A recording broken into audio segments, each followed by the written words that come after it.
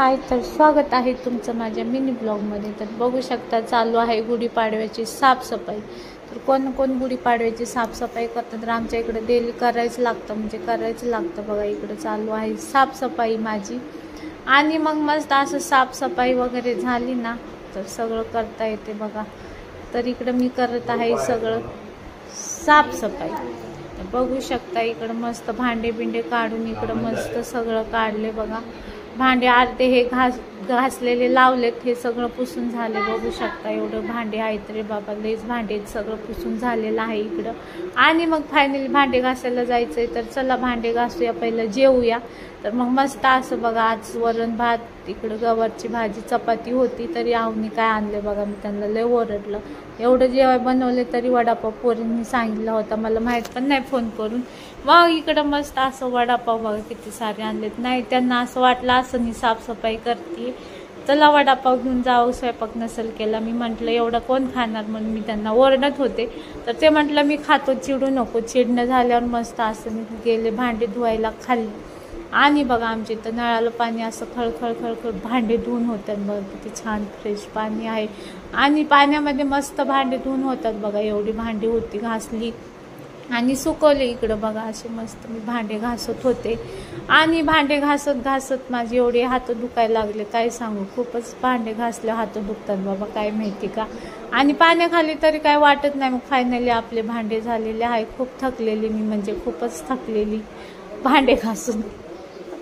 आणि इकडे बघा फायनली बाबा शेवटला झाले आपले भांडे, एवढे सारे भरण्या उगच ठेवल्यात मी। आणि गुढीपाडव्याला आमच्या गावाला कावड बसते ना, तर आमच्या इथं साफसफाई करावंच लागतं। नॉनव्हेज बंद असतं, नॉनव्हेज नाही खाता आम्ही, नाही का 15 दिवस। मग गावाला ते जाती माझी सासू दरवर्षी, आणि आमच्या इथं कंपल्सरी आहे भांडे धुणं करणारच। तर उद्याच्याला धुणे धुवायचे, गोधड्या धुवायचे, आज भांडे घासले, उद्याच्याला ते करणार। आणि मग एवढं थकवा जाणवत होता, काय सांगू। मग चला असे मस्त मस्त फायनली नाही का झाले, आणि सुकले पण, सुकतात लगेच नाही का भांडे। मग सुकलेले भांडे बघा मी कशी नाही का अशी। तर चला मग आणले घरात लावायला, अर्धे लावले, आता हे रोजचे आहेत आणि हे वरचे लावायचे। तर चला एवढे पटापटा लावून घेऊया। मग इकडं मस्त असे भांड्याचा पसारा पसारा पसारा पसारा पडलाय, तर स्वच्छ वाटतं नाही का जरा साफसफाई केल्यावर। मग असे मग बघा डब्याच्या झाकणाला हे लावायचं पेपर, म्हणजे खराब नाही होत लवकर।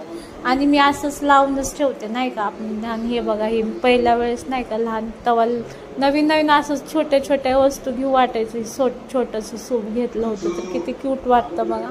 आणि इकडं बघा ह्याच्या भरण्या आहे सिमला मिरचीच्या, किती भारी वाटतात। पण मी वरी नाही काढत, कारण की नाही का फुटून जातात माझ्या हातातून लगेच।